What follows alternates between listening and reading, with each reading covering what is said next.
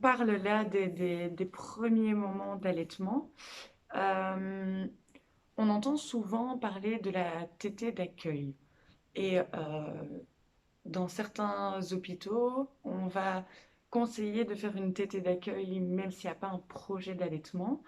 Et donc, pourquoi voilà, tout cet engouement autour de cette tétée d'accueil? Qu'est-ce qu'il y a de particulier à cette tétée? Au tout début, c'est la glande mammaire va sécréter du colostrum, donc c'est le tout premier lait, si vous voulez, qui est très riche en anticorps. Et donc c'est pour ça que la tétée d'accueil peut avoir son intérêt. Euh, alors il y a des bébés qui vont naître et qui vont être très disponibles et qui vont arriver à avoir envie de téter assez vite. Si on leur laisse le temps, qu'on ne les perturbe pas, qu'on les laisse tranquillement près de la maman dans un climat serein, etc. Et qui vont se mettre à téter assez vite et donc ils vont profiter de cette tétée d'accueil assez facilement.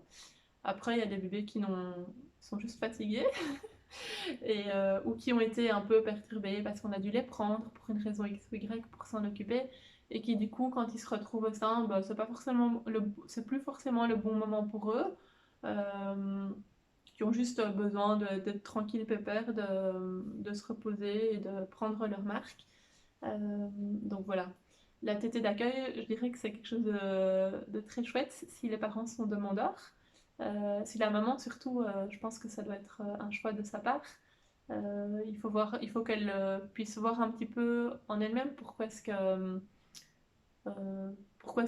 elle ne souhaite pas mettre son bébé au sein et faire l'allaitement maternel.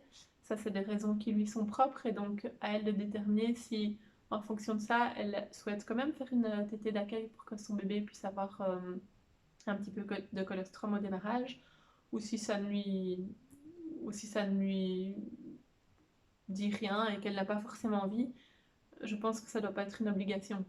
C'est de toute façon toujours bénéfique pour un bébé d'avoir un petit peu de colostrum, mais je dirais qu'il y a plein d'autres choses qui peuvent aider ce bébé à être colonisé par une bonne flore, en faisant du pot à pot, par d'autres biais, d'autres attentions, on va dire ça comme ça.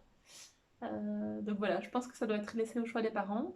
Pourquoi pas? Il y a des mamans qui n'ont pas envie d'allaiter, c'est clair dans leur tête, mais qui sont pas contre et qui trouvent ça chouette de pouvoir quand même voir un petit peu ce que c'est et mettre leur bébé au sein. Et puis il y a des mamans pour elles c'est très clair, elles ne veulent pas mettre leur bébé au sein. Et je pense que ces mamans-là, il ne faut pas les forcer. Voilà, il y a d'autres choses qui permettront d'avoir ce petit moment aussi de proximité maman-bébé juste après la naissance.